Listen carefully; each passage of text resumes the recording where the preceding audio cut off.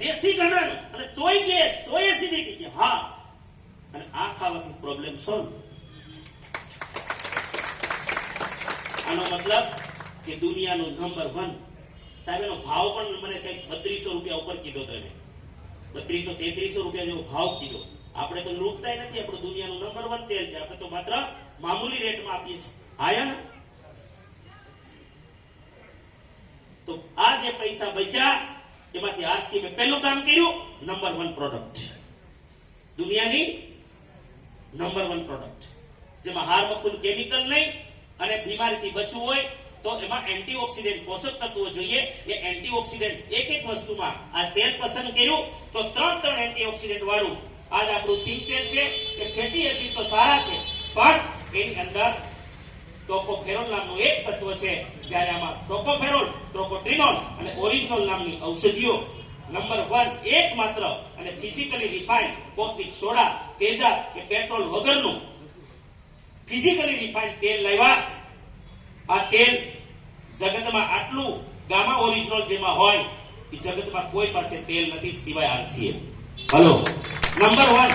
બીજું હું તમને એટલે કહું છું આજે ચીડાઈને બરાડા પાડીને કે આ ધંધો નથી તો નથી. જો અમારા તિલોકચંદ છાબરાજીને ધંધો કરવો હોત તો આજે સંન્યાસી લોકો પણ જે ધંધો નથી કરતા, જે વેપારી નથી, સંન્યાસી છે, એવા લોકો પણ પોતાની દુકાનોમાં 5-7 પ્રકારના તેલ વેચે છે. સાહેબ આ માણસને ધંધો કરવો હોત કારણ તો કચ્છથી લઈ અને કાઝીરંગા, કન્યાકુમારીથી લઈને કાશ્મીર સુધી દેશનો તિરંગો જ્યાં જાય છે એ બધી જગ્યાએ આ આરસીએમ ની દુકાનો છે. બધી જગ્યાએ અલગ અલગ પ્રકારના તેલ ખવાય છે. આને બીજા તેલ વેચવામાં શું વાંધો હતો જો ને ધંધો કરવો હોત તો? આ એક જ પકડીને શું કામ બેઠો છે આ માણસ? અહીંયા પેલા તો લોક ખુલી જવા જોઈએ માણસના.